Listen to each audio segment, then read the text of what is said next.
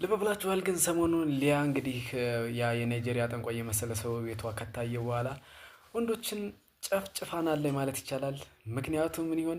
ወንዶችን ባገኛችሁበት አጋጣሚ ተጠቀሟቸው ብላለች። እስኪ አብረን እንስማት። ላይክ ማድረጋቸውን እንዳትረሱ።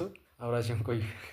ወንድ ልጅ ያፈቀረች ጊዜ ብቻ ነው ባልም ፍቅረኛም የሚሆነው።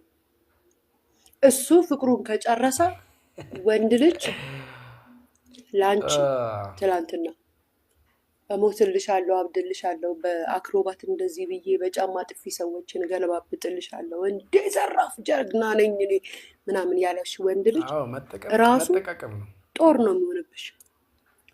ሴቶችዬ ወንድ ልጅ እስከወደደች ድረስ ነው። እስከወደደች ድረስ ደግሞ ተጠቀሚ። እሱ ሊጠቀም ነው የሚመጣው፣ አንቺም ተጠቀሚበት እስከወደደች ድረስ። መታየቱ ግን ክፉኛ ሳይበሳጫት አይቀርም። እኔ ባይዘው ለሴቶች ይሄን ነው የምመክረው። ወንድ ልጅ እስከወደደች ድረስ ተጠቀሚበት። ፍቅሩ እንዳለ ሆኖ መጠቀም ያለብሽን ተጠቀሚበት። ይሄ የልጅ አባት ስለሆነ ወልጄለታለሁ እንደዚህ ከነው እሱ ይሄ ነው ወንድ ልጅ።